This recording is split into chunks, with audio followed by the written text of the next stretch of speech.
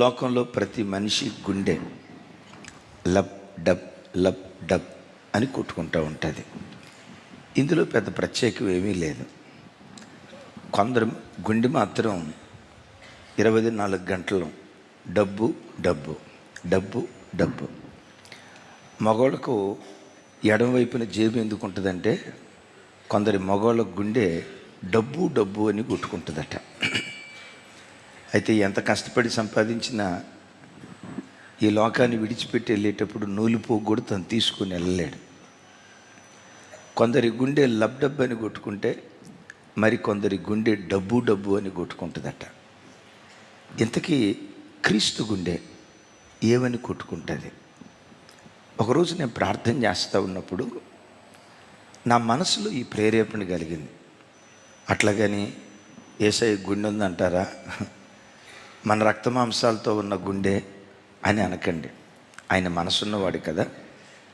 ఆయన గుండె ఏమని కొట్టుకుంటుందయ్యా నన్ను అడిగితే, యేసయ్య గుండె అందరి గుండె లబ్ డబ్ డబ్బు డబ్బు అని కొట్టుకుంటూ ఉంటే, యేసయ్య గుండె సంఘం సంఘం సంఘం సంఘం సంఘం సంఘం సంఘం సంఘం సంఘం సంఘం అని కొట్టుకుంటుంది.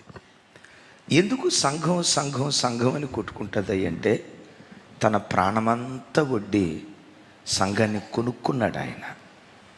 తన రక్తాన్ని ధారపోసి సంఘాన్ని కొనుక్కున్నాడు ఆయన. ఒక మాటలో చెప్పాలంటే, యేసయ్య ప్రాణం సంఘంలో ఉంటుంది. యేసయ్య ప్రాణం సంఘంలో ఉంటుంది. నేనంట, ఓ తండ్రి 10 మంది పిల్లల్ని కన్నాడు, కష్టపడి పెంచాడు. ఆ 10 మందిని అమెరికా దేశం పంపించాడు. తండ్రి ఏమో ఎక్కడున్నాడు. తండ్రి ప్రాణం ఎక్కడుంటుంది? ఇండియాలో ఉంటుందా, అమెరికా దేశం మీద ఉంటుందా? ఎందుకు అమెరికా దేశంలో ట్రంప్ అంటే ఇష్టమనా? ఏమండి, ట్రంప్ అంటే ఇష్టమనా? కాదు కాదు కాదు. తన రక్తం పంచుకొని పుట్టిన పిల్లలు, తను ప్రాణాధికంగా ప్రేమించే పిల్లలు, 10 మంది పిల్లల్ని కష్టపడి కని వాళ్ళని పెంచాడు. తన కష్టం అమెరికాలో ఉంది. అందుకని ఆ తండ్రి మనసు అమెరికా మీద కొట్టుకుంటుంది. యేసయ్య కూడా ఆయన కష్టపడి కన్నవాడు కాదు, ప్రాణం పెట్టి కొన్నవాడు. ఆమె ప్రాణం పెట్టి కొన్నవాడు కనుక సంఘం అంటే యేసయ్యకు ప్రాణం. ప్రతి క్షణం నా సంఘం నా సంఘం నా సంఘం సంఘం కొరకు దేవుని గుండె కొట్టుకుంటుంది. నేను ఎప్పుడు ప్రజలను చూసినప్పుడు కానీ నా హృదయంలో ఉండే భావన, నా హృదయంలో ఉండే ఆలోచన, నా హృదయంలో దేవుడు కలుగు చేసిన ప్రేరేపణ, ఈ భూమి మీద దేవుని ఆస్తి అంటూ ఏదైనా ఉన్నదంటే జీవము కలిగిన సంఘం ఒక్కటి మాత్రమే. సంఘం కొరకు తన ప్రాణం పెట్టాడు కనుక ఆయన ప్రాణం సంఘంలో ఉంటుంది. అందుకని నేనంట, సంఘానికి వచ్చే ప్రతి బిడ్డ సంఘానికి వచ్చిన తర్వాత సంఘాన్ని ప్రాణాధికంగా ప్రేమించాలి, ప్రాణానికి ప్రాణంగా ఎంచాలి. సంఘాన్ని నువ్వు ప్రాణంగా ఎంచితే నిన్ను నీ కుటుంబాన్ని యేసయ్య ప్రాణంగా ఎంచుతాడు. నా సంఘం, నా దైవజనులు, దేవుడు నాకు ఇచ్చిన పరిచర్య, ఆయన స్వరక్తమిచ్చి సంపాదించిన సంఘం. సంఘం సంఘం సంఘం అని సంఘాన్ని ఎవరు ప్రాణాధికంగా ప్రేమిస్తారో వాళ్ళను యేసయ్య ప్రాణంగా చూసుకోవటం ప్రారంభిస్తాడు. చెప్దాం గట్టిగా ఆమేనని. మరోసారి చెప్దాం. ఆ కుటుంబాన్ని ప్రాణాధికంగా ప్రేమించడం దేవుడు ప్రారంభిస్తాడు. సంఘానికి వచ్చే ప్రజల్లో కొంతమంది పరిచయస్తులుగా ఉంటారు, మరి కొంతమంది పరిచారకులుగా బ్రతుకుతారు. పరిచయస్తులు అంటే వచ్చేటప్పుడు హాయ్, తిరిగి వెళ్ళేటప్పుడు బాయ్ అంతే. ఒక మాట ఎక్కువ మాట్లాడరు, ఒక మాట తక్కువ మాట్లాడరు. ఎందుకంటే మేము సంఘానికి వెళ్తాం కానండి, ఎవరితో కలవండి, మేము టచ్ మీ నాట్ అన్నట్టు ఉంటామండి అని అంటారు. నువ్వు టచ్ మీ నాట్ అనంటే, నువ్వు టచ్ మీ నాట్ అంటే యేసయ్య కూడా నీ విషయంలో టచ్ మీ నాట్ అన్నట్టే ఉంటాడు. విన్నారా? సంఘానికి వచ్చే ప్రజల్లో కొందరు పరిచయస్తులుగానే ఉంటారు. జస్ట్ వస్తారు, అంటీ అంటున్నట్లుగా ఉంటారు. ఏ విషయంలో బాధ్యత తీసుకోరు, వస్తారు మౌనంగా వెళ్ళిపోతారు. వచ్చేటప్పుడు అదే రోబో నవ్వినట్లుగా ఓ చిన్నపాటి అన్న హాయ్, తిరిగి వెళ్ళేటప్పుడు బాయ్. సంఘానికి నీవు పరిచయస్తుడిగా కాదు, పరిచారకుడిగా బ్రతకాలి. మీ ఆత్మీయ స్థితితో మీ ఆత్మ సంబంధమైన మనోనేత్రాలు తెరిచి చూడండి. ఈ స్థలంలో యేసయ్య ప్రాణం కొట్టుకుంటూ ఉంటుంది. ఆ ప్రాణం పెట్టి కొన్న సంఘం. మీరు ఒక 20 సంవత్సరాలు కష్టపడి ఒక 100 కోట్ల రూపాయలు సంపాదించారు. పొలం అమ్మగా 100 కోట్లు వచ్చాయి. ఇప్పుడు ప్రార్థనకు వచ్చేటప్పుడు ఆ 100 కోట్లు బీరువాలో పెట్టుకొని ఇక్కడికి వచ్చారు. ఇప్పుడు గుండె దేని మీద కొట్టుకుంటుంది? ఆ బీరువా చుట్టూతున్నాయి కదా. 100 కోట్లు 20 సంవత్సరాల నా కష్టార్జితం నీ కష్టార్జితం మీద ఎట్లా కొట్టుకుంటుందో సంఘం యేసయ్య కష్టార్జితం. నువ్వు చెమటోడ్చావేమో, ఆయనైతే ఏకంగా తన ప్రాణాన్ని ధారపోసాడు. ప్రభు బిడ్డలారా, సంఘాన్ని ఎంత ప్రాణంగా చూసుకుంటావో నీ కుటుంబాన్ని యేసయ్య అంతకంటే ఎక్కువ ప్రాణంగా చూసుకుంటాడు. బైబిల్లో ఒక మాట ఎరుగుదురు కదా, ఎవడైనా నా ఆలయాన్ని పాడు చేస్తే నేను వాడిని పాడు చేస్తాను అంటాడు. దాన్ని కొంచెం ఆపోజిట్లో చెప్పండి. ఎవడైనా నా ఆలయాన్ని బాగు చేస్తే వాడిని నేను బాగు చేస్తా. నా సంఘాన్ని ఎవడైనా బాగు చేస్తే, సంఘాన్ని బాగు చేసే పరంపరలో ఎవడైనా ప్రధాన భూమిక పోషిస్తూ సంఘాన్ని ఎవడైనా బాగు చేస్తే వాడి రుణాన్ని నేను ఉంచుకోను, వాని పిల్లలను నేను బాగు చేస్తాను అంటాడు. ఎందుకంటే సంఘం యేసయ్య ప్రాణం. యేసయ్య పునరుద్ధానుడై పరలోకానికి ఆరోహణం అయ్యారు కదా. ఆరోహణం అయిన తర్వాత సుమారుగా 30-40 సంవత్సరాలకి అపోస్తుడైన యోహాను పద్మాసు దీవిలో దర్శనం పొందాడు. ఆ దర్శనంలో చూస్తూ ఉంటే ఆయనకు వచ్చిన విచిత్రమైన దర్శనం ఏంటో తెలుసా? మనుష్య కుమారుని పోలిన ఒక ఆయన కుడి చేత్తో 7 నక్షత్రములు చేతబూని 7 దీపస్తంభాల మధ్య సంచరిస్తున్నాడట. ఎవరయ్యా ఈ మనుష్య కుమారుడు? ఇంకెవరు? మన ఆరాధ్య దైవం ప్రభు అయిన యేసుక్రీస్తు వారు. ప్రభు అయిన యేసుక్రీస్తు వారు 7 దీపస్తంభాల మధ్య ఆయన సంచరిస్తూ ఉన్నాడట. ఆయన కుడి చేతిలో నోరు తెచ్చి చెప్పాలి, ఆయన కుడి చేత్తో 7 నక్షత్రాలు ఉన్నాయట. యోహానికి అర్థం కాక, అయ్యా ఈ 7 దీపస్తంభాలు ఏంటి, కుడి చేతిలో ఉన్న 7 నక్షత్రాలు ఏంటి?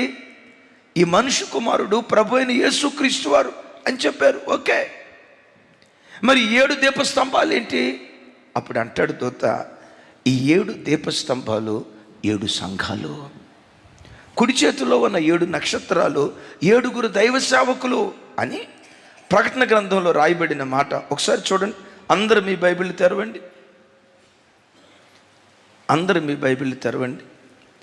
ఎఫెసీలకు రాసిన పత్రిక, ప్రకటన గ్రంథం 2వ అధ్యాయం 1వ వచనం. నాతో కలిసి ఎఫెసీలో ఉన్న సంఘపు దూతకు ఇలాగు వ్రాయు, 7 నక్షత్రములను తన కుడి చేత పట్టుకొని 7 దీపస్తంభముల మధ్య సంచరించువాడు. నా వైపు చూడండి, నాతో కలిసి చెప్పండి. 7 నక్షత్రములను కుడి చేత పట్టుకొని 7 దీపస్తంభముల మధ్య సంచరించువాడు. ఎక్కడ సంచరిస్తున్నాడట? దీపస్తంభం దేని గుర్తు అని చెప్పుకున్నాను? సంఘానికి గుర్తు.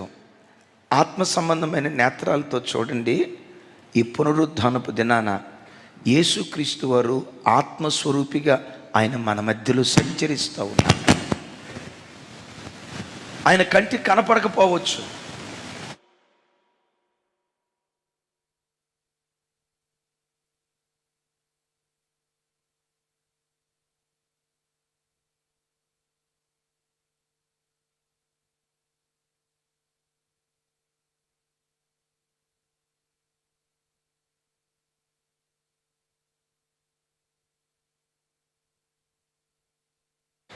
ప్రైజ్ ది లార్డ్, హల్లెలూయా.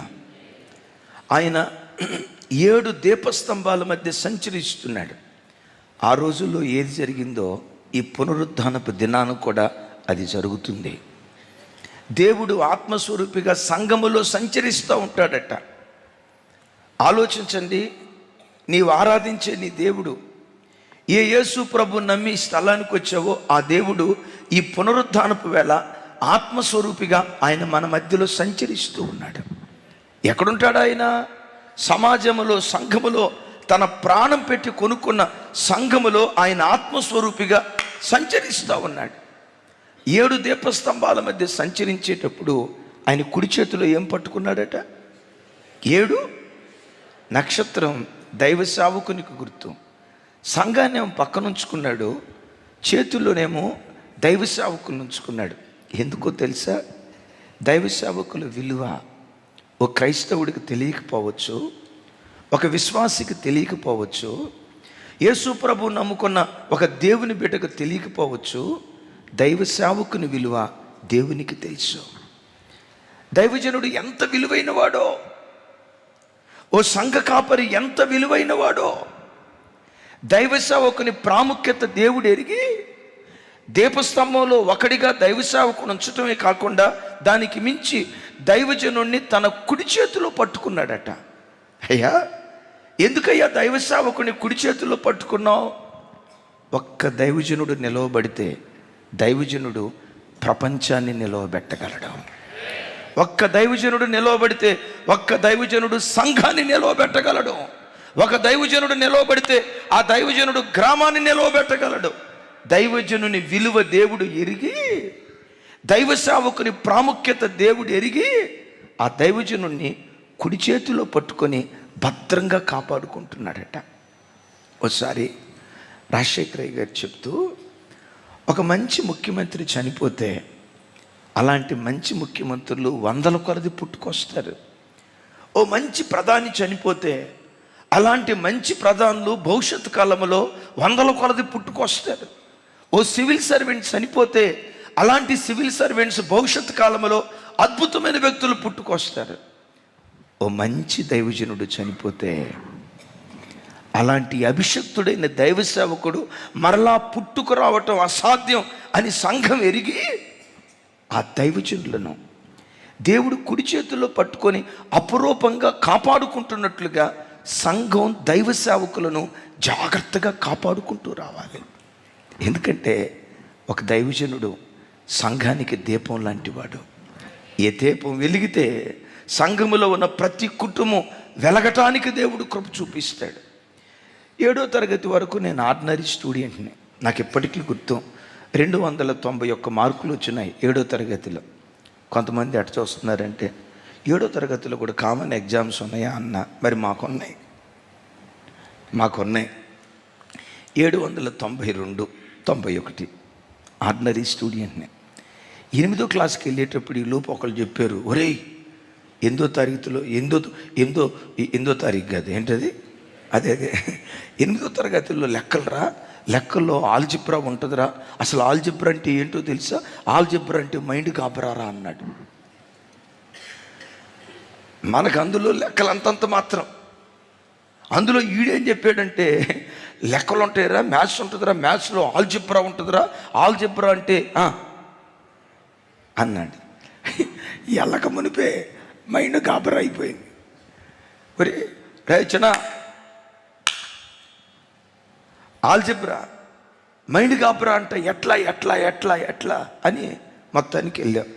8వ తరగతిలో సుందర్రావు మాస్టర్ అని పిరంగపురం నుంచి మా ప్రాంతానికి ట్రాన్స్ఫర్ అయ్యి వచ్చాడు, రోమన్ క్యాథలిక్ స్కూల్. ఇక ఆయన లెక్కల మాస్టర్. ఆయన లెక్కలు చెప్తాడండి, అట్టిపండు ఒలిసి నోట్లో పెట్టడం కాదు, సగం ఆయనే మెత్తం చేసి నోట్లో పెట్టినంత అవలీలగా లెక్కలు చెప్పేవాడు. అంతకు మునుపు లెక్కలంటే మైండ్ కాపరా అనుకున్న మేము ఆయన చెప్తా ఉంటే ఇట్లాగే చూసేవాళ్ళు. మొత్తానికి ఒక మంచి టీచర్ క్లాస్ రూమ్లో ఉన్న 30 దీపాలను వెలిగించాడు. 7వ తరగతిలో ఆర్డినరీ స్టూడెంట్గా ఉన్న నేను 10th క్లాస్ వచ్చేసరికి డిస్టింక్షన్లో పాస్ అయ్యే కృప దేవుడిచ్చాడు.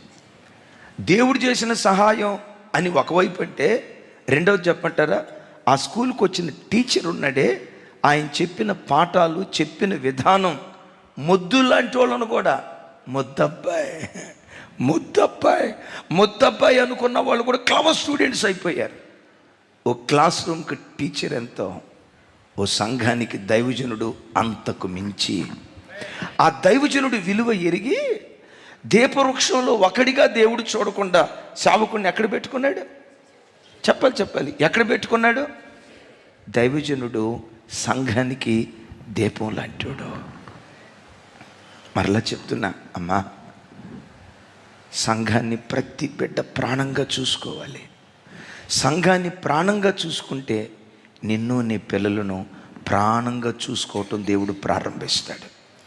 మహేష్, ప్రాణంగా చూసుకోవటం ప్రారంభిస్తాడు. నేను మరలా చెప్తున్నా, కొందరి గుండె లబ్డబ్ అని పెట్టుకుంటే, కొందరి గుండె డబ్బు అని కొట్టుకుంటే, నీ క్రీస్తు గుండె నా సంఘం, నా సంఘం, నా సంఘం. సంఘం కొరకు దేవుని ప్రాణం అల్లాడుతూ ఉంటుంది. సంఘం ఎలా ఉండాలి? ఎలా సంఘం ఉంటే దేవుడు ఆ సంఘంలో స్వేచ్ఛగా సంచరిస్తూ తన కార్యాలు జరిగిస్తాడు. పరిశుద్ధ గ్రంథమైన బైబిల్లో ఎన్నో సంఘాలు ఉన్నాయి. వాటిలో ఒక సంఘం, ఆ సంఘం పేరు ఫిలిప్పీ సంఘం. అపోస్తలుడైన పౌలు వారి ద్వారా యూరప్ ఖండంలో స్థాపించబడిన మొట్టమొదటి సంఘం. మరలా చెప్తున్నాను, ఆసియా ఖండం, యూరప్ ఖండం. పౌలు వారు 2 ఖండాల్లో దేవుని వాక్యం ప్రకటించాడు. అయితే పౌలు వారు ప్రకటించిన సంఘాలలో యూరప్ ఖండంలో ప్రారంభించబడిన మొట్టమొదటి సంఘం ఏదయ్యి అంటే ఫిలిప్పీ సంఘం. ఫిలిప్పీ సంఘానికి పౌలు తనంతట తాను వెళ్ళి అక్కడ సంఘం స్థాపించలా.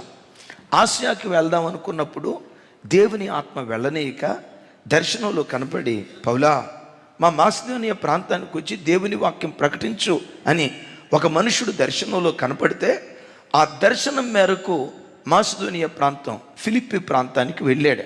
ఫిలిప్పీ ప్రాంతంలో పౌలు వారి వాక్యం విన్న మొట్టమొదటి వ్యక్తి వ్యాపారస్తురాలు లూదియా. ఎవరు?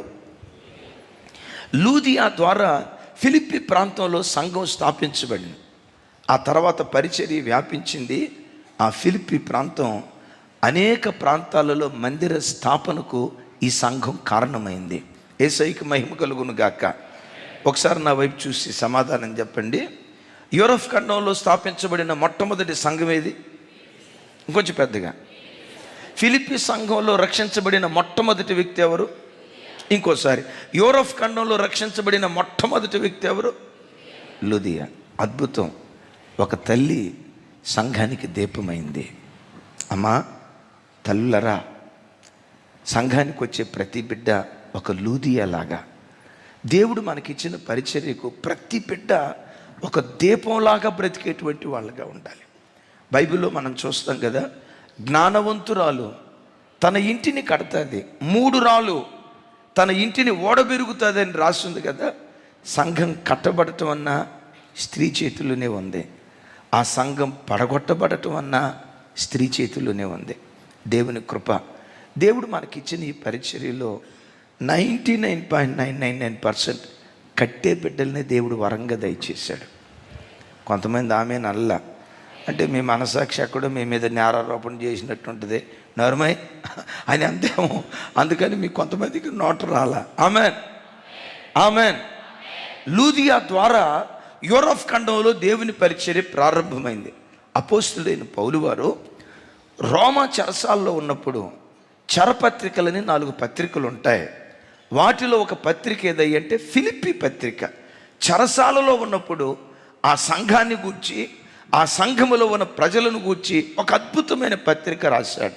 ఆ సంఘంలో 5 రకాల వ్యక్తులను గూర్చి పౌలు గారు మాట్లాడాడు. టక చెప్తాను. 1, 2, కొందరు, అనేకులు, అందరూ అనండి. ఫ్రాంక్లీ నోరు దగ్గర చెప్పాలా? 1, 2, కొందరు, అనేకులు, అందరూ. ఇది 3వ సెషన్లో చెప్తా. సరే, 1 అని అన్నాడు. 1 అనే చోట ఆ సంఘములో ఒక్కొక్క వ్యక్తిని గురించి పౌలు గారు మాట్లాడిన వాటిలో ఆ మొదటి ముగ్గురే ఒకరు ఒకరు ఒకరు అనుకుంటా వచ్చాడు. ఆ ఒకళ్ళు ఎవరై అంటే అపోస్తులుడైన పౌలు గారు. పౌలు ప్రజల మధ్యలో ఎలా ఉన్నాడు, పౌలు ప్రజల మధ్యలో సంఘం ఎదుట ఎలా జీవిస్తూ వచ్చాడు చూడండి. ఆ మాట ఫిలిప్పీలకు రాసిన పత్రిక 1వ అధ్యాయం 19వ వచనం నుండి 22వ వచనం వరకు నాతో కలిసి. మరియు నేను ఏ విషయంలోనూ సిగ్గుపడక ఎప్పటి వల్లనే ఇప్పుడును పూర్ణ ధైర్యంతో బోధించుట వలన నా బ్రతుకు మూలంగానైనా సరే, నా చావు మూలంగానైనా సరే క్రీస్తు నా శరీరమందు కనపరచబడునని నేను మిగుల అపేక్షించుచు నిరీక్షించుచున్న ప్రకారం మీ ప్రార్థనల వలనను తెరిచి చెప్పాలి. యేసు క్రీస్తు యొక్క ఆత్మ నాకు సమృద్ధిగా కలుగుట వలనను ఆ ప్రకటన నాకు రక్షణార్థముగా పరిణమించునని నేను ఎరుగుదును. 21 నా మట్టుకైతే, మరోసారి నా మట్టుకైతే బ్రతుకుట క్రీస్తే, చావైతే లాభం. నా మట్టుకైతే బ్రతుకుట క్రీస్తే, చావైతే నాకు లాభం. ఈ 3 వచనాలను ఒకే పదంలో చెప్తాను. పౌలుకున్న కృప ఏంటో తెలుసా? Christ is my life. యేసే నా ప్రాణం, యేసే నా సర్వస్వం. బ్రతుకుట క్రీస్తే, చావైతే. పౌలా, నువ్వు ప్రకటిస్తే చచ్చిపోతావయ్యా, ప్రకటిస్తే రాళ్లతో కొడతారయ్యా, నీ ప్రాణం తీస్తారయ్యా, నువ్వు అనాథం అయిపోతావయ్యా, నిన్ను చంపేస్తాడు, జాగ్రత్త, ప్రకటించొద్దు అని చెప్తే పౌలు గారి సమర్పణ ఏంటో తెలుసా? నా మట్టుకైతే, మీ సంగతి నాకు తెలియదు, నా ప్రకంపన శిష్యుల సంగతి నాకు తెలియదు, నా మట్టుకైతే బ్రతుకుట క్రీస్తే, చావైతే నాకు లాభం. నా సమర్పణ ఏంటంటే నా శరీరమందు క్రీస్తు ఘనపరచబడాలి. చప్పుడు కొడుతూ స్తోత్రాలు చెప్తాం. నా ప్రభు బిడ్డలారా, యేసయ్య ఎంత గొప్పోడో లోకానికి నీ శరీరం ద్వారా లోకానికి నువ్వు చూపించే వ్యక్తిగా ఉండాలి. అంటే యేసయ్య ఎంత గొప్పోడో లోకానికి చూపించాలంటే అందరూ 500 రూపాయలు ఖరీదైన బట్టలు వేస్తే నేను 5,000 రూపాయలు ఖరీదైన బట్టలు వేసి నా గొప్పతనాన్ని చూపించాలా? అందరూ ఒంటి మీద 1,00,000 రూపాయల ఖరీదైన బంగారం వేస్తే నేను 10 లక్షల రూపాయల ఖరీదైన బంగారం వేసుకొని నా దేవుడు నేను అంత ఆశీర్వదించాడో నా బంగారం ద్వారా చూపించారా? అయ్యా, నీ ధనం ద్వారా కాదు, నీ గుణం ద్వారా క్రీస్తు ఎంత గొప్పోడో లోకానికి నువ్వు చాటి చెప్పాలి. నీ మాట తీరు, నీ చూపు, నీ నడక. నేను చూసిన ప్రతి బిడ్డ యేసు ప్రభు నమ్ముకున్న వాళ్ళు ఎంత పవిత్రంగా బ్రతుకుతారా? వాళ్ళు అబద్ధాలు ఆడరా? వాళ్ళు కొట్లాట్లకు వెళ్ళరా? ఎంత సాత్వికంగా ఉంటారా? నీ మాట తీరు, నీ నడక క్రీస్తును గొప్పవాడిగా లోకానికి చూపించాలి. అందరూ అబద్ధం ఆడారు, నువ్వు అబద్ధం ఆడావు, నీ ప్రత్యేకత ఏముంది? అందరూ కొట్లాటకు వెళ్ళారు, నువ్వు కొట్లాడావు, నీ ప్రత్యేకత ఏముంది? నీ శరీరమందు లోకంలో నశించిపోతున్న ప్రజలకు నీ శరీరమందు క్రీస్తు గొప్పవాడిగా నువ్వు కనపరచాలి. పౌలు వారి సమర్పణ ఏంటంటే ఇలా కనపరిచే విషయంలో నా మట్టుకైతే బ్రతుకుట అంటే చివరికి ఆయన కొరకు చావటానికి కూడా నేను సిద్ధమే, నా ప్రాణాన్ని కోల్పోవటానికి కూడా నేను సిద్ధమే. ఎందుకంటే క్రైస్ట్ ఈజ్ మై లైఫ్, యేసే నా ప్రాణం, యేసే నా జీవం అని పౌలు తాను సమర్పించుకున్నాడు. ఫారిన్ నుండి రుమేనియా దేశంలో రిచర్డ్ ఉర్బ్రాండ్ అనే ఓ దైవజనుడు తన భార్యతో కలిసి సేవ చేయటానికి వెళ్ళాడు రుమేనియా దేశంలో. అప్పుడు రష్యా దేశం ప్రపంచాలను జయిస్తున్నటువంటి రోజులు, కమ్యూనిజం భావాలు కలిగిన అనుభవాలు. సరిగా అలాంటి దినాల్లో రుమేనియా ప్రాంతాన్ని ఆక్రమించుకొని రుమేనియా ఆ ప్రాంతంలో ఉన్న దైవ సేవకులందరినీ పిలిపించి ఇలా ఒక మీటింగ్ ఏర్పాటు చేశారు. మీరు పాస్టర్లు మాకు తెలుసు, మీరు క్రిస్టియన్స్ మాకు తెలుసు, కానీ ఒక కండిషన్, ఇప్పుడు రుమేనియా ప్రాంతం పూర్తిగా రష్యా చేతుల్లోకి వచ్చింది. మా దేశం కమ్యూనిజం భావాలు కలిగిన దేశం. మీ క్రీస్తు గొప్పోడే, కానీ మీరు చెప్పాల్సింది ఏంటో తెలుసా? క్రీస్తు కంటే కమ్యూనిజం చాలా గొప్పది.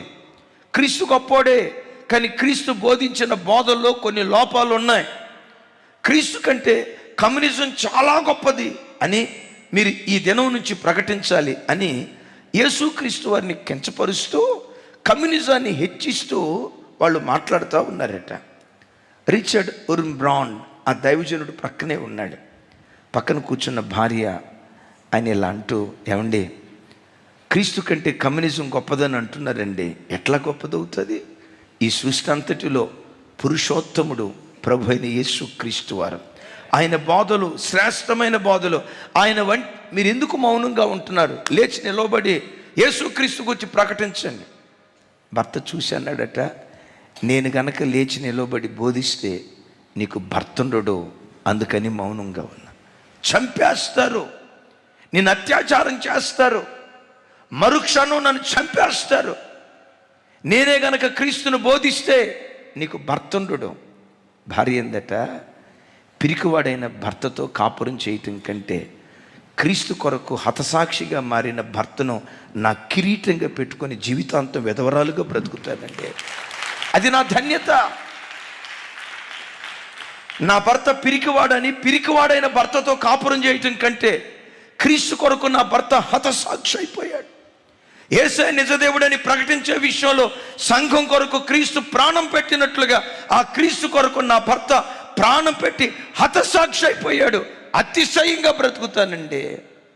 పిరికివాడైన భర్తతో కాపురం చేయటం కంటే హతసాక్షి అయిన భర్త లేకుండా సంతోషంగా దేవుని స్తుతిస్తూ బ్రతుకుతాను. లేచి నిలబడ్డాడు. అయ్యా, కమ్యూనిజం గొప్పదేమో మాకు తెలియదు, కానీ కమ్యూనిజం కంటే అతి శ్రేష్ఠుడు ప్రభు అయిన యేసు క్రీస్తు వారు. ఆయన దైవత్వం ఇది, ఆయన గొప్పతనం ఇదని ఆ కమ్యూనిస్టు నాయకులు ఎదుట నిలబడి వాక్యం ప్రకటిస్తూ ఉన్నాడట. చుట్టూతో పాస్టర్లో, రిచర్డ్ ప్రాణం మీదకి తెచ్చుకుంటావు, రిచర్డ్ చంపేస్తారు నిన్ను, రిచర్డ్ నీ ప్రాణాన్ని కోల్పోతావు. క్రీస్తు సంఘాన్ని ప్రేమించి తన ప్రాణం పెట్టాడు కదా. క్రీస్తు వలె మనము సంఘం కొరకు ప్రాణం పెట్టబద్ధులమై ఉన్నాము. ఆయన ప్రకటించిన దానికి ఆయనకు వచ్చిన ప్రతిఫలం ఏంటో తెలుసా? 14 సంవత్సరాలు జైలు శిక్ష. 14 సంవత్సరాలు జైలు శిక్ష. క్రైస్తవ్యమా, దైవజనమా, ఒకసారి ఆలోచించండి. యేసుక్రీస్తును ప్రకటించినందుకు ఆయన కారు గిఫ్ట్గా రాలా, ఇలాంటి పెద్ద చర్చి గిఫ్ట్గా రాలా, ఓ ₹1,00,000 కానుక తీసుకొచ్చి అద్భుతమైన ప్రసంగం చేసేవని ఆయన పొగడలా. క్రీస్తును ప్రకటించినందుకు ఆయనకు వచ్చిన బహుమానం ఏంటంటే 14 సంవత్సరాల జైలు శిక్ష. తాను కట్టుకున్న భార్యను రేప్ చేశాడట. ఒకసారి చూడండి, అలాంటి స్థితే గనక భారతదేశంలో వస్తే నేను యేసు బిడ్డను, యేసు కొరకు ప్రాణం కోల్పోవటానికి ధైర్యంగా దేవుని కొరకు నువ్వు నిలవబడగలవా? మీరు యేసు ప్రభు నమ్ముకున్న వాళ్ళైతే మీకు రిజర్వేషన్లు తీసేస్తాం. యేసు ప్రభు నమ్ముకున్న వాళ్ళైతే మీకు ఆధార్ కార్డు తీసేస్తాం, డ్వాక్రా గ్రూపులో మీ పేరు తీసేస్తాం. మీరు యేసు ప్రభు నమ్ముకున్న వాళ్ళైతే మీకు వచ్చే రాయితీలు ఆపేస్తాం అని ఒకవేళ ప్రభుత్వం బలవంతంగా చట్టాలు తీసుకొస్తే, ఎస్ నేను ప్రభు బిడ్డనయ్యా, యేసుక్రీస్తే నిజదేవుడు, ఆయన తప్ప మరొక దేవుడు లేడని యేసు కొరకు ధైర్యంగా బ్రతకగలిగే వ్యక్తిగా ఉంటావా? పిరికి పందలాగా పారిపోయే ప్రాణం కాపాడుకోవటానికి, పిరికి పందలాగా ప్రాణం కాపాడుకోవటానికి పారిపోయే వ్యక్తిగా ఉంటావా? పౌలు క్రీస్తును తన ప్రాణం కంటే ఎక్కువ ప్రేమించాడు. గట్టిగా చెప్దాం ఆమేన్. తన ప్రాణం కంటే ఎక్కువ ప్రేమించిన వాడు. సరే, 14 సంవత్సరాలు జైల్లో వేశాడు. ఆ తర్వాత బిల్లీ గ్రహం గారు బలమైన సేవకుడు అయిన తర్వాత రుమేనియా ప్రాంతంలో రిచర్డ్ ఉర్బ్రాండ్ తను 14 సంవత్సరాల నుంచి జైల్లో ఉన్నాడని తెలుసుకొని కొన్ని కోట్ల రూపాయలు ఇచ్చి ఆయన జైల్లో నుంచి విడిపించారు. మొత్తానికి రీచర్డ్ ఉర్మ్ బ్రాండ్ అక్కడి నుంచి విడుదల పొంది అమెరికా దేశానికి వెళ్ళాడట. చివరికి మన భారతదేశానికి కూడా వచ్చాడట. బాప్టిస్ట్ చర్చిలో కూడా ఆయన వాక్యం ప్రకటించారట. ప్రకటించిన తర్వాత అమెరికా దేశానికి వెళ్ళాడు. అద్భుతమైన మందిరాలు, లక్షల రూపాయలు కానుక, వేలాది కొలది ప్రజలు, కంఫర్ట్ లైఫ్. 2 నెలలు 2 సంవత్సరాలు అమెరికా దేశంలో ఉన్న తర్వాత మరలా రుమేనియా దేశానికి వెళ్తానన్నాడట. వాళ్ళు అన్నారట, అయ్యా ఇక్కడేం కొద్దువైంది, కావలసినంత డబ్బు ఉంది కదా, అద్భుతమైన మందిరం కదా, నిన్ను ప్రాణాధికంగా చూసుకుంటున్నాం కదా, ఎందుకయ్యా ఇక్కడ వదిలిపెట్టి మరలా రుమేనియాకి వెళ్తానన్నావు? ఆడికెళ్తే కష్టాలు కదా, ఆడికెళ్తే నష్టాలు కదా, ఆడికెళ్తే కొరడా దెబ్బలు కదా, ఆడికెళ్తే అపాయాలు కదా, ఎందుకు అక్కడికి వెళ్తానంటున్నావు? క్రీస్తు సంఘాన్ని ప్రేమించి సంఘం కొరకు ప్రాణం పెట్టాడే, ఆ సంఘం కొరకు సుఖపడటానికి నేను రాలా, సంఘం ఇచ్చే డబ్బుతో సౌఖ్యం అనుభవించడానికి రాలా. క్రీస్తు సంఘం కొరకు ప్రాణం పెట్టినట్లుగా రుమేనియా దేశంలో ఉన్న క్రీస్తు సంఘం కొరకు నేను ప్రాణం పెట్టడానికి వెళ్తున్నా అని చెప్పి అక్కడికి వెళ్ళి ఒక్కగానొక్క కొడుకును కోల్పోయి తాను తన భార్య రుమేనియా దేశ సువార్త కొరకు తన ప్రాణాన్ని ధారపోశారు. వీళ్ళెవరో తెలుసా? క్రీస్తును ఏదో ఆశించి రాలా. నేను యేసు ప్రభు నమ్ముకుంటే నాకు ఉద్యోగం వస్తుంది, ప్రార్థన చేస్తే నాకు ఆరోగ్యం వస్తుంది, మందిరానికి వెళ్ళి దశంభాగం ఇస్తే ఆకాశపు వాకిలు విప్పి దేవుడు ఆశీర్వదిస్తాడు, ఏదో స్వార్థంతో యేసు క్రీస్తును వెంబడించలా. మరి ఎలా వెంబడించారు? క్రీస్తు సంఘం కొరకు ప్రాణం పెట్టాడు గనుక ఆయన పెండ్లి భార్య కొరకు నేను ప్రాణం పెట్టాలి. పౌలు సమర్పణ ఏంటో తెలుసా? Christ is my life. 2వ మాట అంటాడు చూడండి, ఫిలిప్పీలకు రాసిన పత్రిక 2వ అధ్యాయం 5వ వచనం నుంచి 11వ వచనం వరకు. అందరూ మీ తలలపైకి ఎత్తి శ్రద్ధగా మాటలు వినండి. నాతో కలిసి, క్రీస్తు యేసును కలిగిన ఈ మనస్సును మీరును కలిగి ఉండుడి. ఒకసారి నా వైపు చూడండి, నా వైపు చూడండి, నాతో కలిసి నా వైపు చూశానండి. క్రీస్తు యేసునకు కలిగిన ఈ మనస్సును మీరును కలిగి ఉండుడి. మనకొక మనసు ఉంది, ఆ మనస్సుతో దేవుని దగ్గర ఉండొద్దట. ప్రతివాడు క్రీస్తు యేసునకు కలిగిన ఈ మనస్సును మీరును కలిగి ఉండండి. అయినా నేను అడుగుతాను, అయ్యా క్రీస్తు మనసు ఎలాంటిది? ఎలాంటి మనసు కలిగిన వాడిగా యేసుక్రీస్తు లోకంలో ఉన్నాడు? చూడండి, ఆయన దేవుని స్వరూపము కలిగిన వాడయ్యుండి దేవునితో సమానముగా ఉండుట విడిచిపెట్టకూడని భాగ్యమని ఎంచలేదు కానీ మనుషుని పోలికగా పుట్టి దాసుని స్వరూపాన్ని ధరించి తన్ను తానే రిక్తునిగా చేసుకొనెను. చప్పలు కొడుతూ స్తోత్రాలు చెప్తాం. 8వ వచనం, మరియు ఆయన ఆకారమందు మనుషునిగా కనపడి మరణము పొందినంతగా, అనగా శిలువ మరణము పొందినంతగా విధేయత చూపిన వాడై తన్ను తాను తగ్గించుకొనెను. ఎవరేసుక్రీస్తు? దేవుడు. ఎవరేసుక్రీస్తు? పరలోకమందలి కోటాను కోట్ల దేవదూతల గణముతో నిత్యము ఆరాధన పొందుకునేవాడు. ఇప్పుడు ఆ దేవుడు ఏమయ్యాడు? ఆ దేవుడు మానవుడయ్యాడు. ఏ మానవుడయ్యాడు? దాసుని స్వరూపాన్ని ధరించి ప్రపంచాన్ని ఏలే మహారాజు సాధారణమైన మనిషి అయ్యాడు. పశువుల పాకలో పుట్టాడు. తినటానికి కూడా గతి లేని ఒక పేద ఇంటిలో పెరిగాడు. 30 సంవత్సరాలు వడ్రంగి పని చేశాడు. ప్రపంచాన్ని ఏలిన ఆయన, నోటి మాటతో సమస్తాన్ని సృష్టించిన ఆయన ఒక దాసునిలాగా, ఒక పనివాడిలాగా మారిపోయి తన చేతులతో కార్పెంటర్ పని చేశాడు. శిలువ మరణము పొందునంతగా తన్ను తాను తగ్గించుకున్నాడు. క్రీస్తు మనసు ఎలాంటిదో తెలుసా? తగ్గించుకునే మనస్సు. క్రీస్తు మనసు ఎలాంటిదో తెలుసా? దీనత్వం కలిగిన మనస్సు. కొందరి మనసు ఉంటుంది, రాజశేఖరయ్య గారు చెప్తారు, దీనత్వం బదులు దినానికి ఒక మనసు ఉంటుందంట. విన్నారా? దీనత్వం దేవుడు ఎరుగు, దినానికి ఒక మనసు ఉంటుందట. అపోస్తులైన పౌలు వారు క్రీస్తుని గురించి చెప్తాడు, ఆయన దేవుడై ఉండి దేవునిగా లోకానికి రాలా. ఎలా వచ్చాడు చెప్పాలి? ఎలా వచ్చాడు? దాసుని స్వరూపాన్ని ధరించి నేల మట్టుకు తాను తగ్గించుకున్నాడు. అమ్మా, అయ్యా, మీరు సంఘానికి వచ్చేటప్పుడు లోకంలో what ever you may be, ఎంత గొప్పోడు అయి ఉండొచ్చు, ఎంత గొప్పదాని అయి ఉండొచ్చు, మందిరానికి వచ్చేటప్పుడు చెప్పులు ఎక్కడ విడుస్తావో అక్కడ నీ గొప్పతనాన్ని విడిచిపెట్టి దేవుని మందిరానికి నేల మట్టుకు తగ్గించుకొని దీనురాలిగా రా. ఎంత తగ్గించుకుంటావో అంతకంతకు దేవుడు హెచ్చించడం ప్రారంభిస్తాడు. హెచ్చిస్తాడని తగ్గించుకోకు. అది క్రీస్తు మనస్సు అని ఎరిగి క్రీస్తు మనస్సును సంఘం ఆయుధంగా ధరించునుగాక. ప్రక్కనే ఒక మంచి మందిరం ఉంది, సాల్వేషన్ ఆర్మీ. సాల్వేషన్ ఆర్మీ వ్యవస్థాపకులు విలియం బూత్ గారు. అద్భుతంగా వారు సేవ చేస్తున్న దినాల్లో కొన్ని లక్షల మంది ప్రజలను ప్రభు తట్టు త్రిప్పాడు.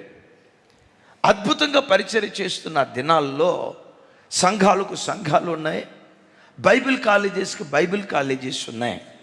సరిగ్గా దినాల్లో ఓ సంపన్న కుటుంబంలో పుట్టిన ఒక యవనస్తుడు అయ్యగారి దగ్గరికి వచ్చి, అయ్యా, నేను కూడా మీతో కలిసి సేవ చేస్తా, నేను లాయర్ని, మా నాన్న లాయర్, నేను బహుభాషా కోవిదుణ్ణి, మా కుటుంబ పరిస్థితులు ఇవి, నేను మీతో కలిసి సేవ చేయాలనుకుంటున్నా, నాకు కూడా మీతో కలిసి పరిచర్య చేసే అవకాశం ఇవ్వు అని అడిగారట. వెంటనే విలియం బూత్ గారు, బాబు ఏం చదువుకున్నావు? చదువుకున్నానండి, లాయర్గా ప్రాక్టీస్ కూడా చేస్తున్నానండి, మా నాన్న కూడా లాయర్ అండి, మా ఫ్యామిలీ స్టేటస్ ఇదండి, మంచి విషయాలు చెప్పాడు. వెంటనే విలియం బూత్ గారు అన్నారట, బాబు నిన్ను నాతో కలిసి సహపరిచారకుడుగా ఉంచుకోవాలంటే నీకు కొన్ని పనులు అప్పగిస్తా, కొన్ని సంవత్సరాల పాటు నేను అప్పగించిన పని చేయి, నమ్మకస్తుడు అని నాకు అనిపిస్తే తప్పకుండా నేను సేవలో తీసుకుంటాను. వెంటనే యవనస్తుడు అన్నాడట, అయ్యా ఆ పని ఏంటో నాకు త్వరగా చెప్పండి అయ్యా, నేను తప్పకుండా చేస్తా, ఆ పని ఏంటో నాకు చెప్పండి అయ్యా. ఏమి లేదు, మన బైబిల్ కాలేజీలో బైబిల్ ట్రైనింగ్ అవటానికి 200 మంది విద్యార్థులు వచ్చారు. నువ్వు ఉదయం లేవటంతో మన బైబిల్ కాలేజీలో బైబిల్ ట్రైనింగ్ అవటానికి వచ్చిన విద్యార్థుల చెప్పులు, షూస్ రోజు పాలిష్ కొడతా ఉండన్నారంట.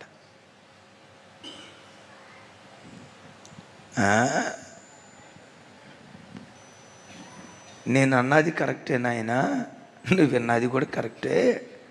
200 మంది స్టూడెంట్స్ ఉన్నారు ఈ బైబిల్ కాలేజీలో. ఈ స్టూడెంట్ షూ రోజు ఉదయం లేవటంతో నువ్వు పాలిష్ కొడతా ఉండు, ఆ తర్వాత నేను సేవకు తీసుకోవాలో తీసుకోకూడదో అప్పుడు ఆలోచిస్తానన్నాడట. వెంటనే ఈయనకి బీపీ 190కి పోయింది. What non sense your talking, లోపట అనుకున్నాడు, బయటకు అనలేదు. నేనేంటి, నా ఫ్యామిలీ ఏంటి, నా స్టేటస్ ఏంటి, నేను ఎవరిని, ఈ పట్టణంలో పేరుగాంచిన లాయర్ని, మా నాన్న ఎవరు, ఇంటర్నేషనల్ లాయర్. ఇలాంటి స్థాయిలో మేము పెరిగితే మమ్మల్ని షూ పాలిష్ చేయమంటాడు ఈ చిన్నపిల్లల షూ. మనసులో ఆయాసపడి సేవ చేయాలని ఆరాటం ఉంది. మొత్తానికి ఆ రోజు చర్చిలో పండుకున్నాడట వేదంతో. నేనేదో సేవ చేద్దామని వస్తే అసలు విలువ కూడా లేకుండా, లాయర్ అన్న కనీస గుర్తింపు కూడా లేకుండా షూ పాలిష్ చేయమంటారా, అంత చీప్గా కనపడ్డానా, అంత నీచంగా కనపడ్డానా అని ఆయాసంగా పండుకున్నాడట. అప్పుడు ఆ రాత్రి దర్శనంలో యేసుక్రీస్తు మాట్లాడుతూ, టక్కర్, ఫ్రెడరిక్ బూత్ టక్కర్, నీకు షూ పాలిష్ చేయటమే అంత ఇన్సల్ట్గా ఉందే, నేను భూమి మీద సశరీరునిగా ఉన్న దినాల్లో షూ పాలిష్ చేయటమే కాదు, నా శిష్యుల కాళ్ళు కడగటానికి కూడా నేను తగ్గించుకున్నా. కాళ్ళు కడగటం అది చాలా దీనత్వమా? షూ పాలిష్ చేయటం దీనత్వమా? నీకు షూ పాలిష్ చేయటమే అవమానం అయితే, నేను కాళ్ళు కడగటానికి, నా శిష్యుల కాళ్ళు కడగటానికి నేల మట్టుకు తగ్గించుకున్నాను గనుకే అన్ని నామముల కంటే మహోన్నతమైన నామం ప్రభు అయిన యేసుక్రీస్తు వారి నామంగా మార్చండి. నేను కాళ్ళు కడగటానికే నేను తగ్గించుకున్నానే, షూ కడగటానికి నీకు అంత అహమడ్డం వస్తే, షూ తొడవటానికి నీకు అంత అహమడ్డం వస్తే నా సేవకు నువ్వేం పనికి వస్తావు? ఆ రోజు దేవుడు మాట్లాడాడట. తుల్లిపడి లేచాడు. దేవా, బుద్ధిహీనంగా మాట్లాడా, బుద్ధిహీనంగా ఆలోచించా, నాతోనూ మాట్లాడేవు స్వామి. మందిరానికి వచ్చిన ఆ పరిచర్యలో నాకే పరిచర్య ఇచ్చినా దాన్ని భాగ్యంగా ఎంచుతానని ఆ మాట విని పశ్చాత్తాపడి తెల్లారి విలియం బూత్ గారి దగ్గరికి వెళ్ళి, అయ్యా షూ పాలిష్ చేయమన్నారు కదా, షూ కూడా పాలిష్ చేస్తా, ఇంకా అవసరమైతే వాళ్ళ కాళ్ళు కూడా కడుగుతా. మరి నేను ఎట్లా చూసావే, రాత్రి దేవుడు మాట్లాడాడయ్యా. షూ పాలిష్ చేస్తా. 2 సంవత్సరాల పాటు ఒక పరిచారకుడిగా ఉన్నాడట. నమ్మకత్వం చూశాడు. ఆ విలియం బూత్ గారు ఈ టక్కర్ గారిని, ఫ్రెడరిక్ బూత్ టక్కర్ గారిని భారతదేశంలో దేవుని వాక్యం ప్రకటించడానికి పంపించాడు మిషనరీగా. ఆయన ఇక్కడికి వచ్చిన తర్వాత భారతదేశం అంతా తిరుగుతూ ఈ ఒక్క వ్యక్తి రమారమి 5,000 సంఘాలు భారతదేశంలో స్థాపించాడు. అయ్యా, ఎలా నువ్వు స్థాపించగలిగావు? బైబిల్ నాలెడ్జ్ వల్ల? నో. నీకున్న తెలివితేటల వలన కాదు, నీకున్న సామర్థ్యం వలన లేదు. మరి ఎలా నువ్వు స్థాపించగలిగావు? నన్ను నేను నేల మట్టుకు తగ్గించుకున్నాను గనుక ఈ బలహీనుని దేవుడు లేవనెత్తి లక్షల కొలది ప్రజలకు ఆశీర్వాద కారణంగా మార్చాడు. ఆమేన్. పెద్దగా చెప్దాం ఆమేన్. నా వైపు చూడండి. ప్రతి క్రైస్తవుడు క్రీస్తే నా ప్రాణం, క్రీస్తే మా ప్రాణం, క్రైస్ట్ ఈజ్ మై లైఫ్, ఇది పౌలు గోలు. రెండవది, క్రైస్ట్ ఈజ్ మై లైఫ్, ఇది పౌలుకున్న మనస్సు. రెండవది, Christ is my model, Christ is my model, క్రీస్తే నా మాదిరి. యేసుక్రీస్తు ఎలా నేల మట్టుకు తగ్గించుకొని బ్రతికాడో పౌలు కూడా నేల మట్టుకు తగ్గించుకొని బ్రతికాడు. అందుకనే యూరప్ ఖండంలో ప్రారంభించబడిన ఫిలిప్పీ సంఘం 100 కొలది సంఘాలకు ఆశీర్వాద కారణంగా మార్చబడింది. మూడవది, పౌలుకున్న సమర్పణ చూడండి.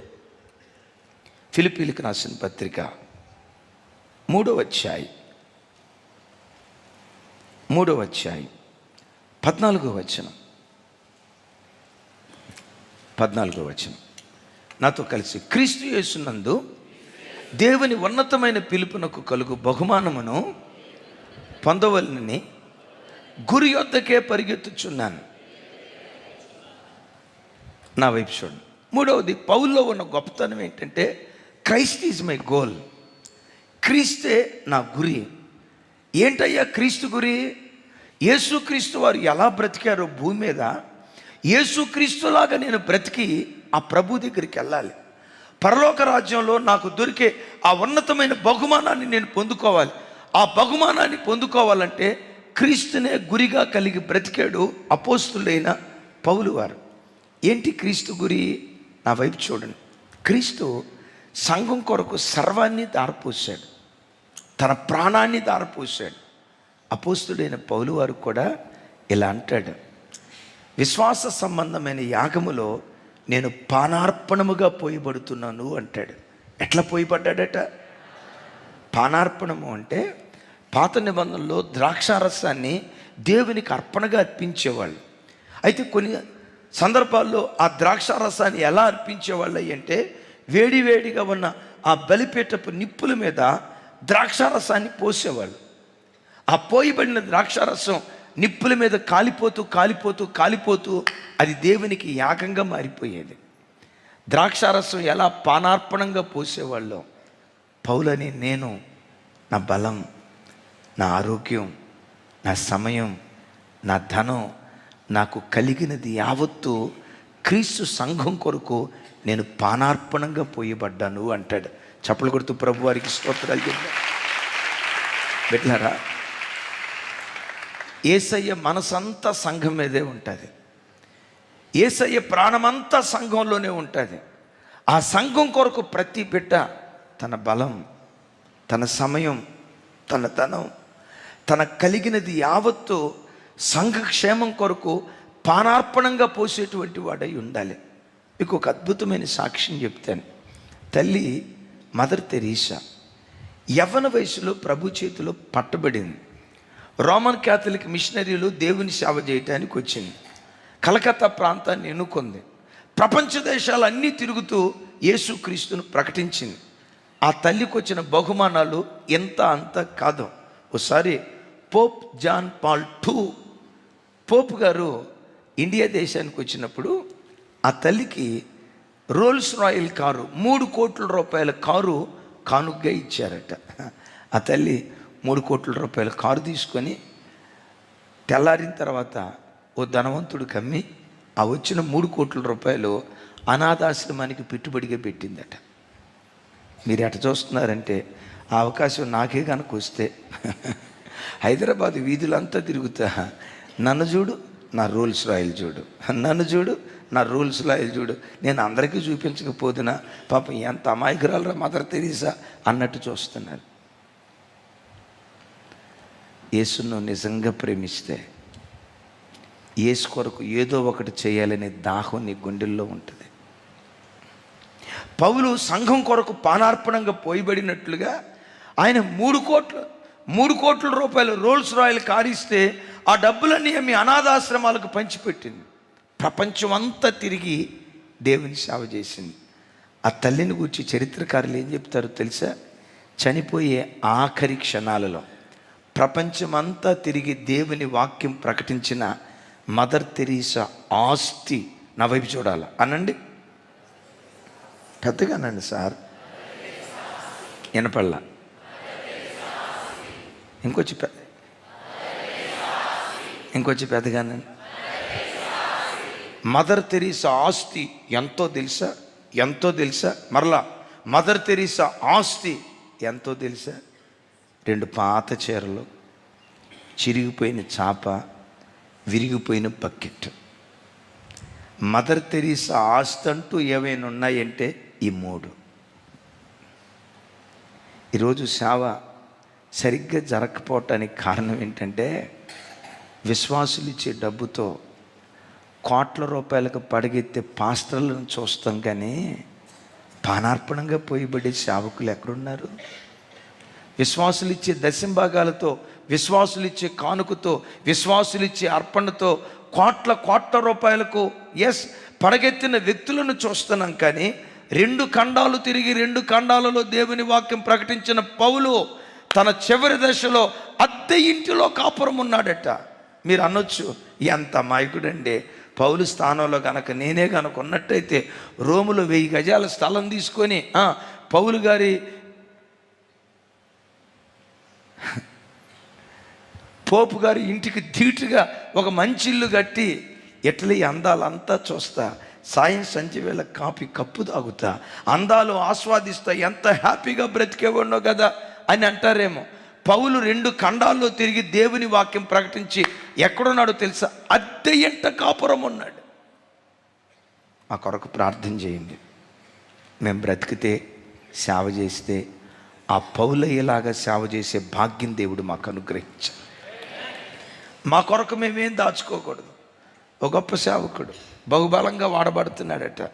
ఆయన చర్చిలో నిలవబడి సాక్ష్యం చెప్తున్నాడు. సేవకు రాకమునుపు నాకేమీ లేదు, 20 సంవత్సరాల తర్వాత దేవుని మహాగొప్ప కృపను బట్టి 20 ఎకరాల పొలం దేవుడు నాకు అనుగ్రహించాడు. ఇప్పుడు ఏం చేసినా తెలుసా? నాకు 2 కూతుళ్ళు, పెద్ద అమ్మాయికి 10 ఎకరాలు రాసిచ్చా, చిన్న అమ్మాయికి 10 ఎకరాలు రాసిచ్చా. ఇంకేం కాలు మీద కాలు వేసుకొని హాయిగా మేము బతకొచ్చు. ఈ 20 ఎకరాలు ఎక్కడే సార్? విశ్వాసులు ఇచ్చే డబ్బుతోనా? విశ్వాసులు ఇచ్చే డబ్బుతో 20 ఎకరాల పొలం కొని ఓ కూతురికి 10 ఎకరాలకు పొలం, 10 ఎకరాలు కట్నం, ఇంకో కూతురికి 10 ఎకరాలు కట్నం. కొంతమంది సేవకులు విశ్వాసుల రక్తపు పునాదుల మీద వాళ్ళ నిర్మాణాలు కట్టుకుంటున్నారు. నేను ఎవరినో కించపరచడానికి, మమ్మల్ని ఏదో గొప్పగా చూయించుకోవటానికి కాదు. పౌలు సంఘం కొరకు పానార్పణంగా పోయబడినట్లుగా దేవుడిచ్చిన పరిచర్య కొరకు పానార్పణంగా పోయబడే సేవకులుగా దేవుడు మమ్మల్ని బలపరుచున్నట్లు మీ ప్రార్థనలో జ్ఞాపకం చేసుకోండి. Amen. Christ is my life, Christ is my model, Christ is my goal. ఆఖరి మాట, క్రైస్ట్ ఈజ్ మై స్ట్రెంగ్త్. చూడండి, ఫిలిప్పీలకు రాసిన పత్రిక 4వ అధ్యాయం 13వ వచనం. నాతో కలిసి చెప్పండి. నన్ను బలపరచువాని యందే నేను సమస్తమును చేయగలను అనండి ఈ మాట. Christ is my strength. క్రీస్తే నా బలం. అయ్యా ఏంటి నీ బలం? క్రీస్తు నీ బలమై ఉండటాన్ని బట్టి ఏం జరిగింది? నా వైపు చూడండి. పౌలు గారు అంటాడు పై వచనాల్లో, సంపన్న స్థితిలో ఉండ నేను ఎరుగుదును, దేన స్థితిలో ఉండ నేను ఎరుగుదును. ఏ స్థితిలో ఉన్నా ఆ స్థితిలో తృప్తిగా బ్రతకటం నేర్చుకున్నా. ఒకసారి నా వైపు చూడండి, నాతో కలిసానండి. సంపన్న స్థితిలో ఉండ నేను ఎరుగుదును, దేన స్థితిలో ఉండ నేను ఎరుగుదును, కడుపు నిండా భోజనం చేసిన రోజు నేను ఎరుగుదును, ఆకలి దప్పులతో అల్లాడిపోయిన రోజు నేను ఎరుగుదును, మాంసంతో భోజనం చేసిన రోజు నేను ఎరుగుదును. ఉందలే అమ్మా అక్కడ చెప్పండి. మాంసంతో భోజనం చేసిన రోజు నేను ఎరుగుదును, కారపు మెతుకులకు గతి లేని రోజు కూడా నేను ఎరుగుదును. మాంసంతో పెట్టిన రోజు నువ్వు గొప్పోడు అయ్యా, నువ్వు శక్తివంతుడు అయ్యా, దేవుడంటే ఇది ఇట్ట ఆశీర్వదించాలి అని దేవుని స్తుతించి, కారపు మెతుకులకు కూడా గతి లేనప్పుడు నా బ్రతికెందుకు ఇట్లా చేసావయ్యా అని దేవుని నిందించి నేను అలా బ్రతకలా. నేనే స్థితిలో ఉన్నా ఆ స్థితిలో తృప్తిగా బ్రతకటం నేను నేర్చుకున్నా. ఊరుకో, ఏ స్థితిలో ఉన్నా తృప్తిగా ఎట్లా నువ్వు బ్రతకగలుగుతావయ్యా? ఇచ్చినప్పుడు కదా దేవుని స్తుతించగలిగేది, తిన్నప్పుడు కదా దేవుని స్తుతించగలిగేది, లేనప్పుడు ఏమని స్తుతిస్తావు? ఎలా నువ్వు స్తుతించగలుగుతున్నావు? పౌలు అంటాడు, ఇది నేను ఎలా చేయగలుగుతున్నాను తెలుసా? నన్ను బలపరచు క్రీస్తు ద్వారా నేను సమస్తము చేయగలుగుతా. గట్టిగా చెప్తా ఆమేన్. పౌలు ఎంత విచిత్రం అంటే, సెకండ్ సెషన్లో చెప్తాను ఈ మాట. నా వైపు చూడండి. పౌలు చెరసాల్లో ఉండి ఫిలిప్పీ పత్రిక రాశాడు. చెరసాల్లో ఉన్నవాడు సహజంగా బాధతో, నన్ను వాళ్ళు వచ్చి కొట్టారు, వీళ్ళు వచ్చి కొట్టారు, వాళ్ళంతా గాయాలైపోయారు, రక్తం గారిపోతుంది, నా బాధ ఎట్ట భరించాలో అర్థం కావట్లా, నా ఈ బాధ భరించే శక్తి దేవుడు నాకు ఇచ్చేటట్లుగా నా కొరకు ప్రార్థన చేయండి అని తన బాధ అంతా రాయాలంట, తన బాధ అంతా రాయాల. కానీ పౌలు తన బాధ రాయకుండా ఏమంటాడో తెలుసా? ఆనందించుడి, మరలా చెప్పుదును, ఆనందించుడి, ఆనందించుడి, మరలా చెప్పుదును, ఆనందించుడని ఈయన ఆనందంగా బ్రతుకుతున్నానని చెప్తూ సంఘాన్ని, ఫిలిప్పీ సంఘాన్ని ఆనందంగా బ్రతకమంటున్నాడు. యేసయ్యకి మహిమ కలుగును గాక. నీ ఇంట్లో ఏదైనా నష్టం కలిగింది, కలగకుండును గాక. ఆమెను అన్నట్టు పర్వాలేదా? చిన్న నష్టం కలిగింది, అయ్యో ఆ బిడ్డ ఎంత బాధపడుతుందో అని నేను ఎవరైనా పలకరించడానికి వస్తే వాళ్ళని చూసి, ఏమన్నా ఎన్నో ఉపవాస ప్రార్థనలకు వస్తే, ఎంత ప్రార్థన చేస్తే ఆ దేవుడు ఏం చేశాడు? 21 రోజులు ఉపవాస ప్రార్థన అంట, మా ప్యానం తీశాడు. ఆ తర్వాత శనివారం ఉపవాస ప్రార్థన అంట, ఏం ప్రార్థన అన్న, ఎంత చేస్తే దేవుడు ఏమిచ్చాడు అని. చూడండి చూడండి, అవదందాన్ని ముఖంలాగా పెట్టుకొని, ఏమంటే వరద బాధితుల్లాగా పెట్టుకొని నీవేడ్చి ఎదుటోళ్ళు నేర్పించుకో. పుట్టెడు దుఃఖంతో ఉన్న క్రీస్తును గూర్చిన నిరీక్షణ కలిగి నువ్వు సంతోషంగా బ్రతికితే, ఇన్ని శ్రమల మధ్యలో కూడా ఎలా వీళ్ళు సంతోషంగా ఉండగలిగారు? నీ ఆనందం, నీ ఆదరణతో కూడుకున్న మాట నిన్ను ఆదరించుదామని వచ్చిన వాళ్లకు అది ధైర్యాన్ని ఇచ్చేదిగా ఉండును గాక. పెద్దగా చెప్దాం ఆమేన్. నేను అంట, పౌలు గారు చెరసాలలో ఉండి సంఘానికి రాస్తాడు, సంపన్న స్థితిలో ఉండ నేను ఎరుగుదును, చెరసాలలో తినటానికి తిండి లేని స్థితి నేను ఎరుగుదును, కానీ నేనే స్థితిలో ఉన్నా ఆ స్థితిలో తృప్తిగా బ్రతకటం నేర్చుకున్నా. ఇది ఎలా నువ్వు చేయగలిగావు? నన్ను బలపరచు క్రీస్తు ద్వారా నేను సమస్తము చేయగలను. సెకండ్ సెషన్లో నిజ క్రైస్తవుడు 7 విషయాల్లో సంతోషిస్తాడు. 7 విషయాల్లో సంతోషిస్తాడు. ఆ సంతోషం ఏంటో ఫిలిప్పీ పత్రికలో చెప్తాడు. నిజ క్రైస్తవుడు ఏ విషయాల్లో సంతోషిస్తాడు, ఫిలిప్పీ సంఘం ఏ విషయంలో సంతోషించింది, సెకండ్ సెషన్లో చెప్తాను. రైట్. 1, 2, కొందరు, అనేకులు, అందరూ. ఒక ఆయన పౌలు. రెండవ ఆయన చూడండి, తిమోతిని గురించి పౌలు గారు ఈ ఫిలిప్పీ పత్రికలో రాస్తూ ఇలా అంటాడు. 2వ అధ్యాయం 19వ వచనం నుంచి 23వ వచనం వరకు. నాతో కలిసి చెప్పండి. నేనును మీ క్షేమము తెలుసుకొని ధైర్యము తెచ్చుకునే నిమిత్తము, నాతో కలిసి చెప్పండి, తిమోతిని శీఘ్రముగా మీ యొద్దకు పంపుటకు ప్రభు అయిన యేసునందు నిరీక్షించుచున్నాను. ఇక్కడ పెద్దగా చెప్పండి. మీ క్షేమము విషయమై నిజముగా చింతించువాడు అతని వంటి వాడు ఎవడునూ నా యొద్ద లేడు. అందరూ తమ సొంత కార్యములనే చూచుకొనుచున్నారు కానీ యేసుక్రీస్తు కార్యములను చూడరు. నా వైపు చూడండి. 20వ వచనం బ్యాక్ 20వ వచనం నా వైపు చూడండి. మీ క్షేమము విషయమై నిజముగా చింతించువాడు. తిమోతిని గురించి పౌలు గారు అంటాడు. తిమోతి దేని గురించి చింతిస్తున్నాడట? ఫిలిప్పీ సంఘము యొక్క క్షేమం కొరకు చింతిస్తూ ఉన్నాడు. సహజంగా లోకంలో ఏ వ్యక్తికైనా అందరూ తమ సొంత కార్యాలే చూసుకుంటారు అని రాస్తుంది కదా. సహజంగా లోకంలో ఎవరైనా నా పిల్లలు, నా కూతురు, నా ఇల్లు, నా ఉద్యోగం, నా వ్యాపారం, నా బంధువులు, నా చుట్టాలు, మా ఇంటి పేరటోళ్ళు, నా పిల్లలు, నా ఇల్లు, నా ఉద్యోగం అని ప్రతివాడు తన సొంత కార్యాలు చూసుకుంటాడట. తిమోతి ఉన్నాడే సంఘాన్ని గూర్చి చింతిస్తూ ఉంటాడట. మిమ్మును గూర్చి చింతించువాడు అతని వంటి వాడు ఎవడూ నా దగ్గర లేడు. అతని చింత యవనస్తుడు.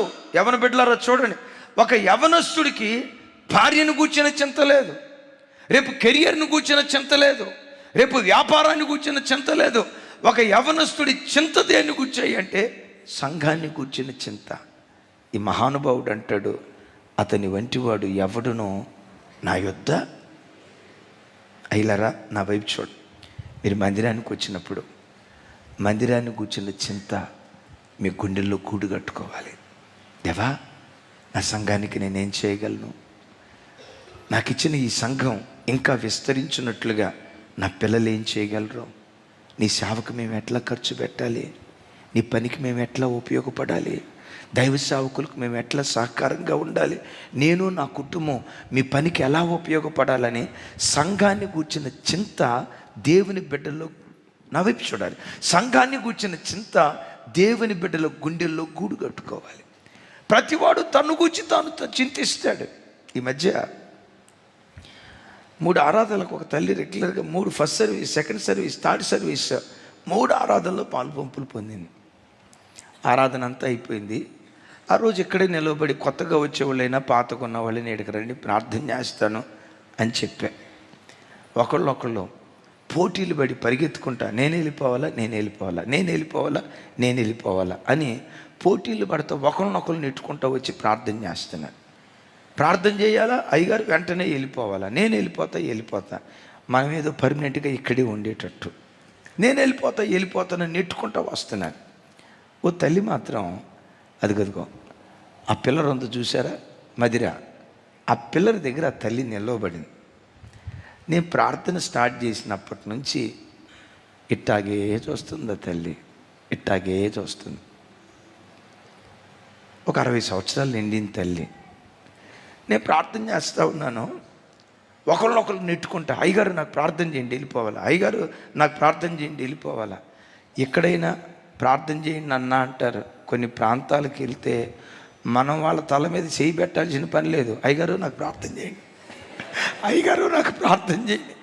కొన్ని చోట్ల ఏం చేస్తాను తెలుసా, చెయ్యి వదిలి పెడతా, ఏ ఊరు తల మీద పెట్టుకుంటారు. కావాలంటే మదిర వచ్చినప్పుడు చూడండి, మొన్న కూడా వెళ్ళాను, మన చెయ్యి మన చేతిలో ఉండదు. అయ్యగారు నేను వెళ్ళిపోవాలి ప్రార్థన చేయి, వాళ్ళు ఆ కోటం తల మీద పెట్టుకోవటం, మనం వెళ్ళి వాళ్ళ తల మీద చేయి పెట్టాల్సిన అవసరం, వాళ్ళే లాక్కుంటారు, వాళ్ళే పెట్టుకుంటారు.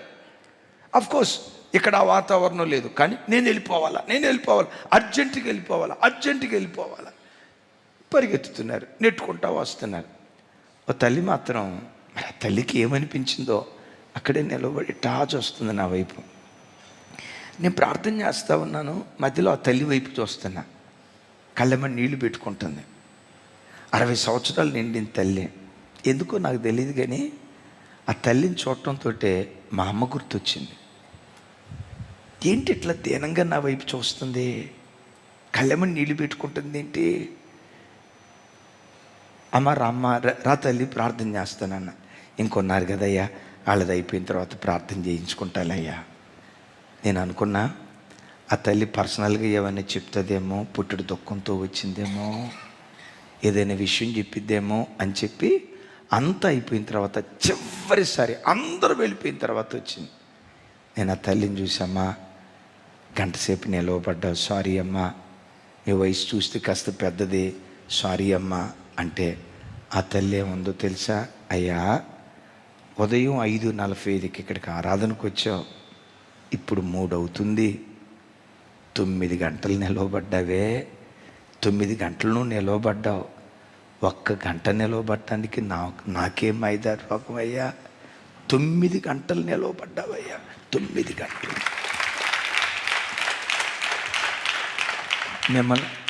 మిమ్మల్ని చూసి దేవా, ఈ సేవకులు ఎంత కష్టపడుతున్నారు, తొందరపాటు ఎందుకు, 1 అర్ధగంట ఆలస్యంగా వెళ్దాం, ఎందుకు హడావుడి చేయటం, నేను అట్లాగే నిలవబడ్డానయ్యా. అమ్మా నువ్వు గంటసేపు ఉన్నావు, అయ్యో గంటసేపు నిలవబడ్డామని. అయ్యా నేను నిలవబడింది గంటే, మీరు 9 గంటలు నిలవబడ్డారయ్యా.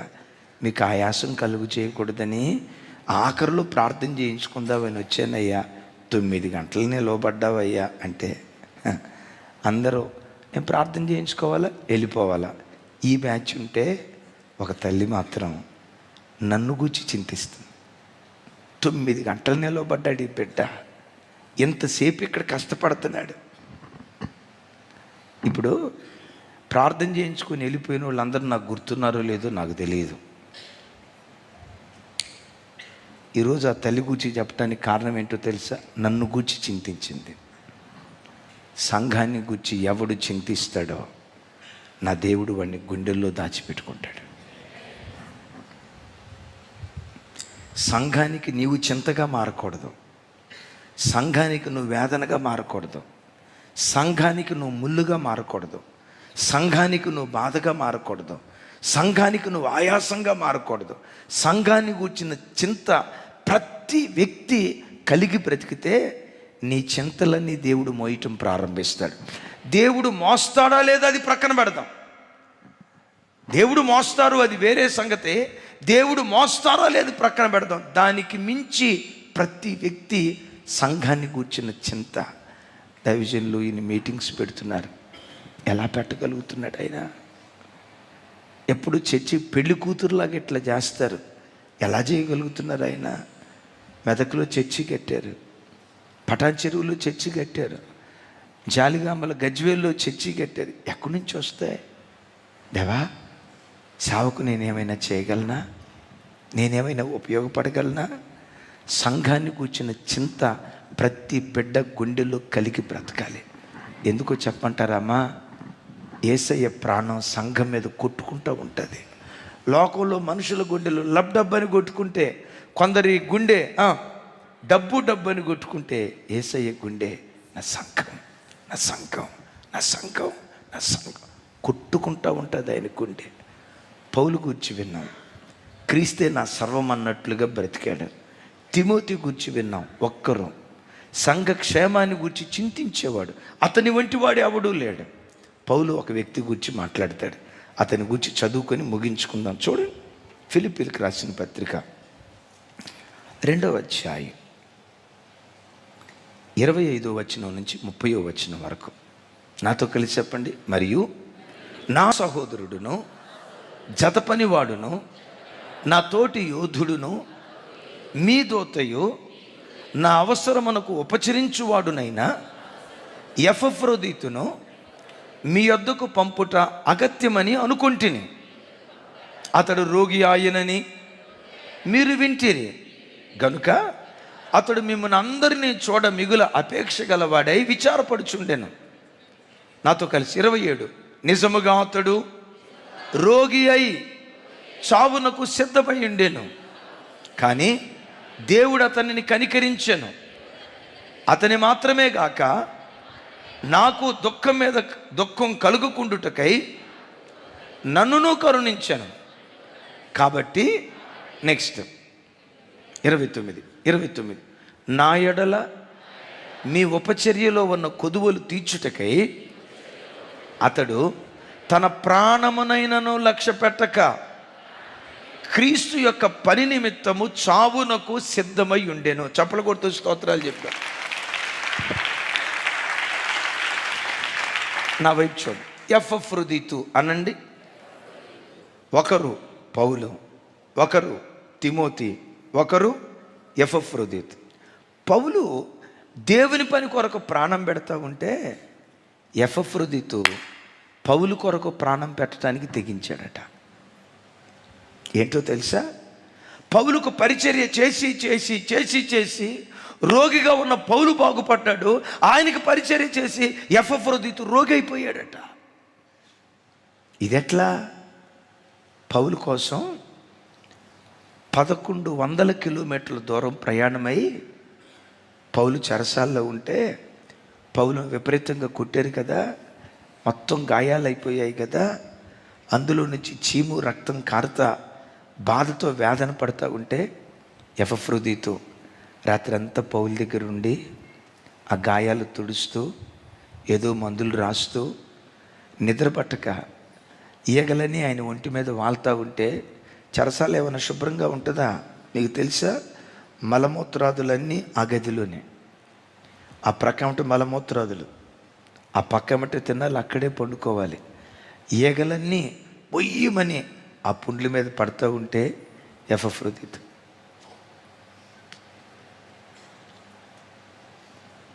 ఈయన కునుకొచ్చి ఆపేశాడా? ఈగలు వచ్చాయి. ఆయన తింటా ఉండే నిద్రలో నుంచి మేలుకునేవాడు. అయ్యో పౌలను లేచాడని మరలా ఈయన నిద్రలో నుంచి మేలుకొని పౌలుకు పరిచర్య చేసి చేసి చేసి చేసి తాను రోగి అయి చావటానికి సిద్ధపడ్డాడట. నా మాటలు వింటున్నారా? పౌలుకు సేవ చేసి చేసి పౌలు కొరకు పరిచర్య చేసి చేసి యవనస్తుడు రోగి అయిపోయాడట. పౌలు దేవుని కొరకు ప్రాణం పెడితే పౌలు కొరకు ప్రాణం పెట్టి సేవకుడు, యవన సేవకుడు ఎపఫ్రొదితు. యేసయ్యకు మహిమ కలుగును గాక.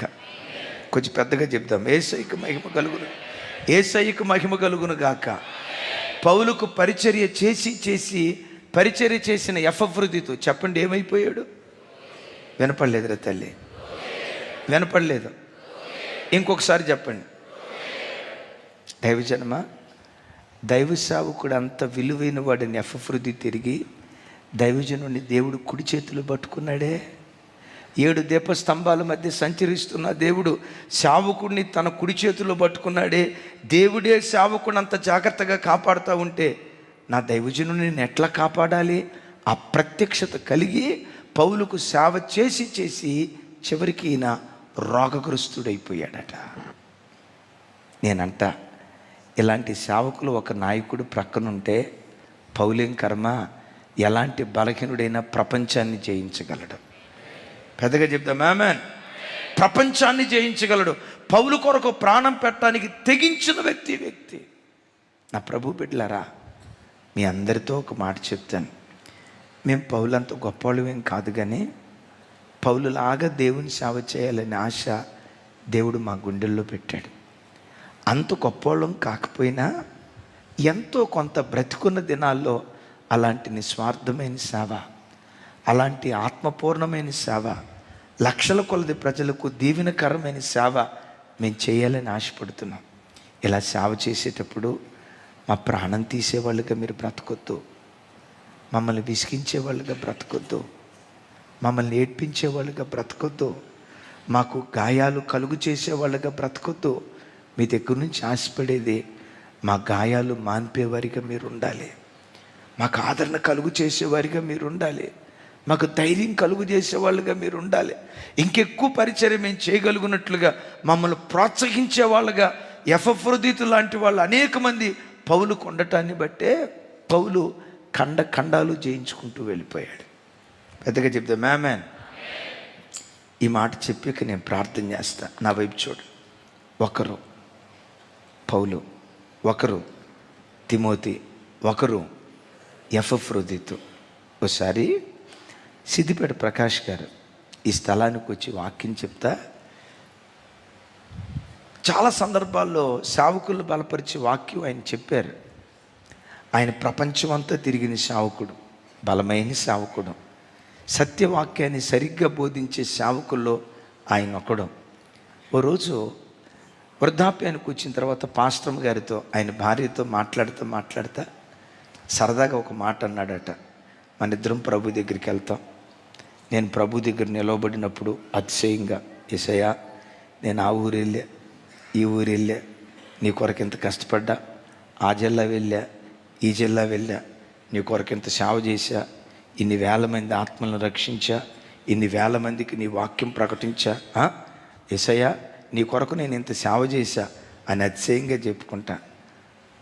నువ్వేం చెప్పుకుంటావమ్మా? నువ్వు ఏ ఊరు రాలేదుగా, ఎక్కడ స్వార్థ ప్రకటించలేదుగా, ఈనాడు సంఘంలో నిలబడి ఒక సాక్ష్యం చెప్పలేగా, నువ్వేం చెప్పుకుంటావు, ఏమంటుంది నీకు అని ఒక సరదాగా అన్నాడంట. ఆమందట యేసయ్య ఎదుట నిలవబడి, యేసయ్య నీ సేవకుడేమో నీకు సేవ చేశాడు, నేనేమో నీ సేవకుడికి సేవ చేశానయ్యా అని చెప్పుకుంటాను అందంట.